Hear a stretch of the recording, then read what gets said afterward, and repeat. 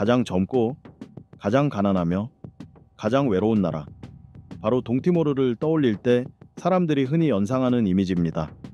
인도네시아 군도의 동쪽 끝에 위치한 이 작은 나라는 고대의 전통과 세계 어디에서도 찾아보기 힘든 독특한 법률, 그리고 특별한 문화적 특징들을 간직하고 있습니다. 이 영상에서는 환경보호 규정부터 독특한 문화의식에 이르기까지 동티모르에서 볼 수 있는 15가지 금지 사항과 특이한 점들을 함께 살펴보겠습니다. 제한과 특이함을 통해 동티모르만의 독창적이고 다양한 문화를 탐험하는 여정을 시작해봅시다. 15번 언어 흉내 내기 금지. 동티모르에 발을 들인다면 말투와 어투에 각별히 주의해야 합니다. 언어 문제는 이 나라의 분열을 초래하고 혼란을 낳았던 민감한 주제이기 때문입니다. 현재 동티모르의 공식 언어는 포르투갈어이지만 문제는 대부분의 국민이 이 언어를 사용하지 않는다는 데 있습니다.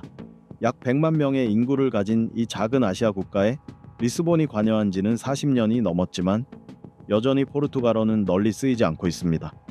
이전 포르투갈 식민지였던 이 나라에서 사람들은 대부분 토착어인 테투머와 인접 대국인 인도네시아어를 사용합니다. 그런데 정부가 포르투갈어를 공용어로 삼고 교육 체계에 포함시키자 국민들 또한 이를 제2 언어로 배우기 시작했습니다. 하지만 그 결과 사람들은 포르투갈어를 다소 어색하게 발음하고 표현하게 되었습니다. 따라서 이곳을 방문해 현지인과 포르투갈어로 대화할 때는 존중과 공감을 바탕으로 대화하는 태도가 매우 중요합니다. 그들의 말투를 흉내내거나 비웃는 일은 절대 하지 마세요. 그런 행동은 욕설을 듣거나 심한 경우 공격을 당하는 결과로 이어질 수도 있습니다. 그들이 포르투갈어를 배우고 말하기 위해 얼마나 많은 좌절을 겪었는지를 생각해 본다면 누군가가 그 언어를 흉내내며 비웃을 때 왜 분노할 수밖에 없는지 쉽게 이해할 수 있을 것입니다. 14번 악어 숭배. 동티모르에서 악어가 사람을 공격하거나 죽이는 장면을 직접 목격하더라도 현지 사람들은 당신의 말을 믿지 않을 것입니다. 말도 안 되는 일처럼 들리지만 이곳에서는 악어를 숭배하고 경외하는 문화가 깊이 자리 잡고 있어 사람들에게 피해가 발생해도 악어의 책임이라 여기지 않습니다. 최근 들어 동티모르에서 악어의 공격은 점점 증가하고 있으며 이에 대한 원인을 규명하기 위해 과학자들도 연구에 나서고 있습니다. 호주의 생물학자 유스케 후쿠다와 샘 뱅크스는 왜 이토록 많은 동티모르 사람들이 악어에 의해 목숨을 잃고 있는지 알아보기 위해 지난 3월 세계에서 가장 가난한 나라 중 하나인 이곳을 찾았습니다. 테투머로 작성된 경고 표지판에는 악어의 위험성이 명시되어 있습니다. 지난 10년간 악어의 공격은 무려 20배 이상 증가했으며 인구가 약 120만 명에 불과한 이 나라에서 매달 최소 1명이 악어에 의해 사망하고 있습니다. 현지 주민들은 강에서 물을 길러오거나 빨래를 하거나 목욕을 하며 생활하기 때문에 악어와 마주칠 위험이 매우 높습니다. 특히 수많은 강 유역이나 해안가에 거주하는 사람들은 악어의 주요 표적이 되기 쉽습니다. 동티모르 사람들은 악어를 테투머로 아보라 부르며 이는 조상 또는 할아버지라는 뜻입니다. 이들을 죽이는 행위는 문화적으로도 금기이며 법적으로도 금지되어 있습니다. 로스팔로스 외곽에 위치한 한 가톨릭 교회에는 악어를 형상화한 조각상이 놓여 있을 정도로 동티모르 사람들은 수세기 동안 악어를 숭배하며 살아왔습니다. 이곳을 방문할 경우 악어에 대해 부정적으로 말하는 일이 없도록 주의하세요. 이들은 악어를 자신의 조상으로 여기고 있기 때문입니다. 13번 외국인의 의식 참여 금지. 많은 나라에서는 관광객이 현지 전통 의식이나 문화 행사에 참여하도록 초대받는 경우가 흔합니다. 그러나 동티모르에서는 이러한 참여가 법으로 철저히 금지되어 있습니다. 이는 자국의 문화와 전통을 외부의 영향 없이 순수하게 보존하기 위한 조치로 의식이나 축제를 오로지 원주민만의 것으로 지키려는 의도가 담겨 있습니다. 외국인의 참여가 이러한 행사들의 신성함에 영향을 줄 수 있다는 우려가 존재합니다. 일부 지역에서는 외국인의 참여를 제한하는 이유가 보안상의 문제이거나 지역 공동체의 이익과 관련된 경우도 있습니다. 이는 특정 지역 간의 관계나 민감한 정치적, 종교적 사안과도 연관이 있을 수 있습니다. 따라서 동티모르를 방문하더라도 그들의 전통 의식에 참여하려는 시도는 하지 말아야 합니다. 심지어 기자들조차도 의식에 참석하는 일이 매우 드물며 억지로 참여하려 한다면 오히려 현지인들의 반감을 사게 될 수 있습니다. 12번 낡은 차량 운전 금지. 이 나라에서 절대 해서는 안 될 일 중 하나는 오래된 차량을 교통수단으로 선택하는 것입니다. 이는 결코 잊을 수 없는 끔찍한 경험이 될 수 있습니다. 동티모르는 면적이 불과 15,000제곱킬로미터로 작은 나라지만 험준한 지형과 부족한 사회 기반 시설로 인해 국내 이동이 매우 어렵습니다. 최근 들어 국경 도시인 바투가드에서 시작해 딜리와 바오카우를 거쳐 라우템까지 이어지는 북부 해안 도로가 새롭게 건설되었습니다. 하지만 이 도로에서 벗어난 순간 마치 달의 화산 분화구에 들어선 듯한 열악한 환경이 펼쳐집니다.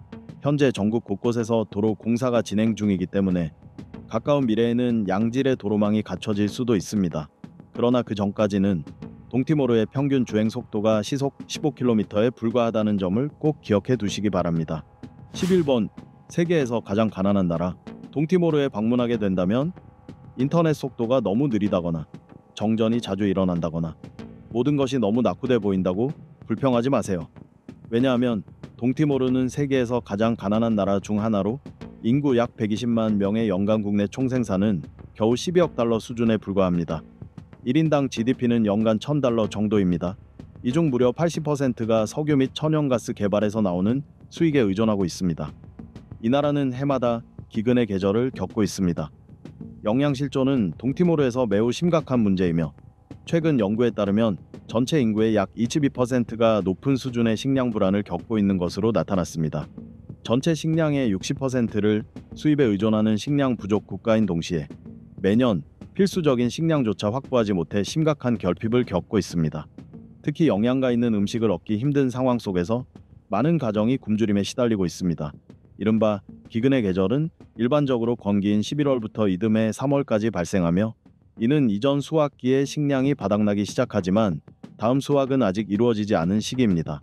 이 기간 동안 가정들은 식량 부족과 영양 실조, 그리고 여러 면에서의 취약성에 직면하게 됩니다. 이러한 문제를 해결하기 위해 동티모르의 식량 지원 센터에서는 충분히 수확된 작물들을 저장하고 연중 내내 영양가 있는 식품을 안정적으로 공급할 수 있도록 다양한 노력을 기울이고 있습니다. 특히 작물 수확이 어려운 시기를 대비한 식량 보존과 분배에 중점을 두고 있습니다. 10번 지구상에서 가장 젊은 나라 지금까지 우리는 흥미로운 고대 문화를 지닌 오래된 나라들을 많이 살펴보았습니다. 하지만 오늘 여러분과 제가 함께 서 있는 이곳은 지구에서 가장 젊은 나라, 건국된 지 겨우 22해밖에 되지 않은 동티모르입니다. 이 나라는 1600년대부터 1975년까지 오랜 기간 포르투갈의 식민지였습니다. 그러나 포르투갈로부터 독립을 얻은 직후 동티모르는 다시 인도네시아의 통치를 받게 됩니다. 1999년 유엔이 주관한 국민투표에서 동티모르 국민들은 독립을 선택했습니다. 하지만 이 결과는 인도네시아를 지지하던 민병대의 거센 반발을 불러왔고 이는 대규모의 폭력과 파괴, 인명피해로 이어졌습니다. 이후 전 세계적인 시위와 국제사회의 압력 끝에 2002년 동티모르는 마침내 완전한 독립을 이뤄냈으며 21세기에 들어선 첫 번째 신생국가가 되었습니다. 또한 동티모르는 아시아에서 가장 최근에 탄생한 국가이기도 합니다. 흥미로운 사실 하나 더, 인도네시아와 가까이 위치해 있기 때문에 과거에는 동티모르 사람들이 인도네시아 지역에서 유래한 것으로 생각되기도 했습니다. 그러나 학자들은 이들이 호주의 원주민 후손일 가능성이 높다고 보고 있습니다. 9번 인류가 가장 오래 살아온 터전 지구에서 가장 젊은 나라인 동시에 동티모르는 인류가 가장 오래 거주해 온 지역 중 하나이기도 합니다. 이 지역에서 발굴된 고고학적 유적들은 최소 42,000년 전부터 사람들이 이 땅에 살아왔음을 보여줍니다. 이는 현대 인류 활동의 가장 오래된 흔적 중 하나로 평가됩니다. 동티모르 섬에는 레나하라라는 이름의 커다란 동굴이 있는데 이곳에서 세계에서 가장 오래된 낚싯바늘이 발굴되었습니다. 방사성 탄소 연대 측정 결과 현대 인류가 약 42,000년 전부터 바다에서 어업 활동을 했다는 증거도 함께 발견되었습니다. 또한 이 동굴 벽에는 약 10,000년 전에 새겨진 조각과 약 6,000년 전 것으로 추정되는 고대 벽화도 남아 있습니다. 동티모르를 여행할 기회가 생긴다면 이 유적지를 꼭 방문해 보시기 바랍니다. 수만 년 전 조상들의 삶의 흔적을 직접 마주하는 특별한 경험이 될 것입니다. 8번 세계에서 가장 생물 다양성이 풍부한 해양지역, 자연, 특히 바다와 해양 생물을 사랑하는 분이라면 더 이상 망설이지 마세요.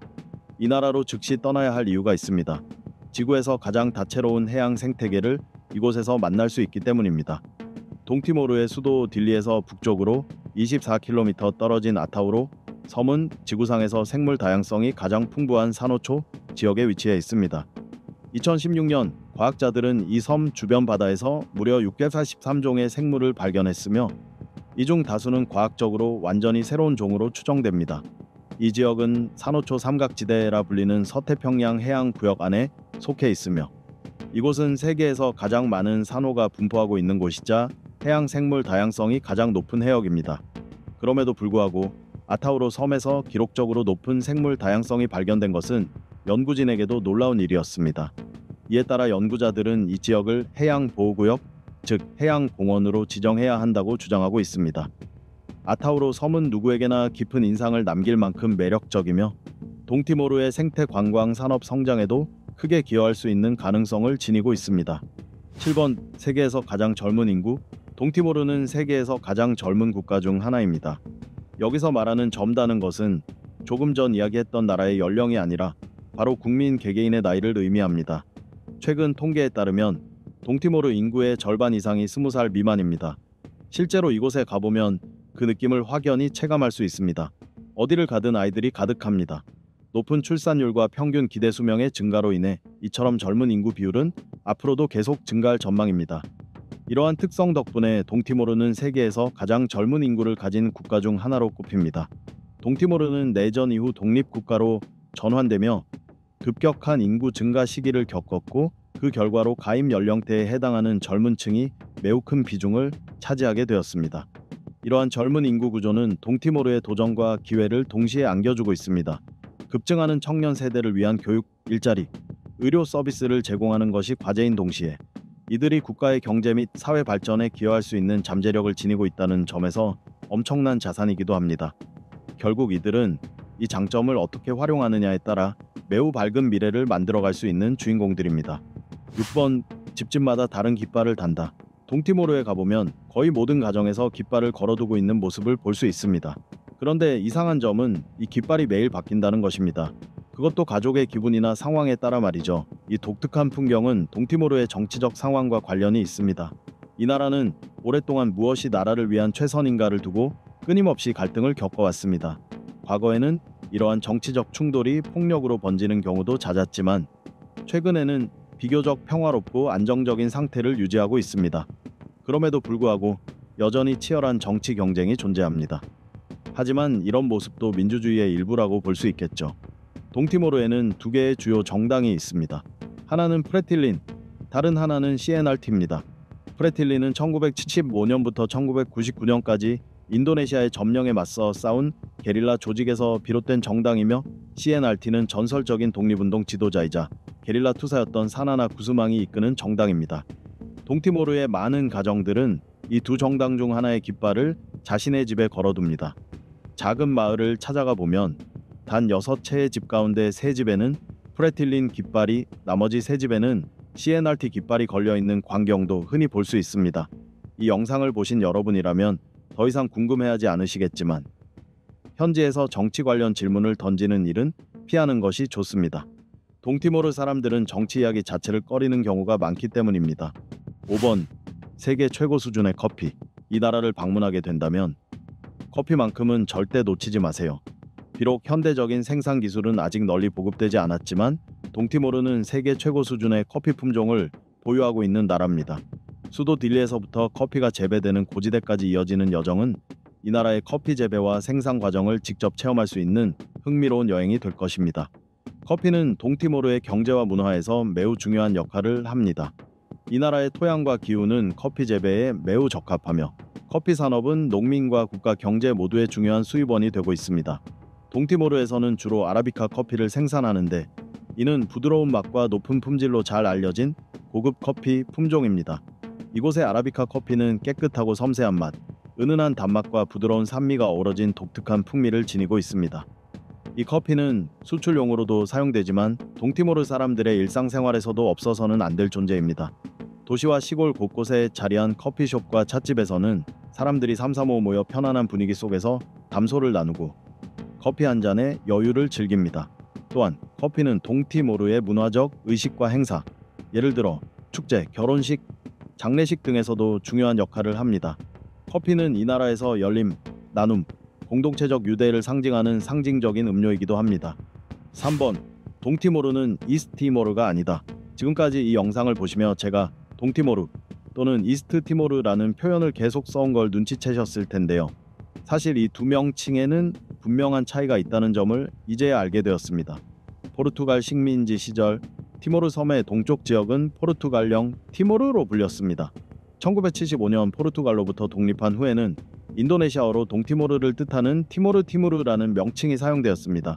이 이름은 2002년까지 이어졌고 이후 독립을 완전히 이루면서 현재의 공식 국명인 티모르레스트 민주공화국, 줄여서 티모르레스트가 사용되기 시작했습니다. 따라서 동티모르와 티모르레스트는 동일한 지역을 지칭하긴 하지만 각기 다른 역사적, 정치적 맥락을 담고 있습니다. 동티모르는 인도네시아 점령 시기를 연상시키는 명칭이고 티모르레스트는 이 나라가 자주적이고 독립된 국가로서의 정체성을 강조하기 위해 선택한 이름입니다. 그러니 이제부터는 이 나라를 부를 때 그들의 주권을 존중하는 의미에서 티모르레스트라고 부르는 것이 좋겠습니다. 이번 유네스코 세계유산이 하나도 없는 나라, 지금까지 동티모르의 다양한 최고 기록들을 소개해 드렸는데요. 그에 비해 다소 의외의 사실도 하나 있습니다. 바로 동티모르에는 유네스코 세계유산으로 지정된 곳이 단 한 군데도 없다는 점입니다. 유네스코는 일반적으로 특별한 문화적, 역사적 또는 자연적 가치를 지닌 유적, 전통, 예술 등을 세계유산으로 지정합니다. 그러나 동티모르가 아직까지 유네스코로부터 이런 인정을 받지 못했다고 해서 이 나라의 문화적 또는 자연적 가치가 없다는 뜻은 아닙니다. 오히려 동티모르는 풍부한 역사와 다채로운 문화, 독특한 자연경관을 고스란히 간직한 나라입니다. 다만 여러 현실적인 이유로 아직 공식적인 세계유산 지정이 이루어지지 않은 것뿐입니다. 그렇기에 동티모르의 문화적, 자연적 자산을 보존하고 널리 알리는 일은 여전히 매우 중요합니다. 이는 단지 자국의 유산을 지키기 위한 차원을 넘어 지속가능한 관광과 경제 발전에도 큰 기여를 할 수 있기 때문입니다. 일본, 세계에서 두 번째로 가톨릭 인구 비율이 높은 나라, 가톨릭 국가 중 인구 비율이 가장 높은 곳은 바티칸이며 그 비율은 100%입니다. 그리고 바로 그 다음으로 가톨릭 인구 비율이 높은 나라가 바로 이곳 동티모르입니다. 이 나라 인구의 약 97%가 가톨릭 신자입니다. 동남아시아에서 기독교가 다수 종교인 국가는 단 두 곳뿐입니다. 필리핀, 그리고 이 동티모르입니다. 동티모르의 가톨릭 문화는 포르투갈 식민지 시절부터 뿌리를 내리기 시작했습니다.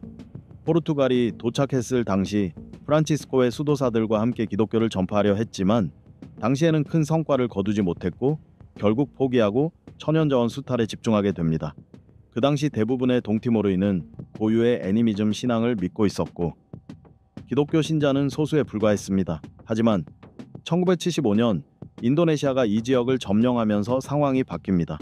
냉전이 한창이던 그 시기, 인도네시아는 판차실라라는 국가 이념을 제정하며 오직 5가지 종교만을 공식적으로 인정했습니다.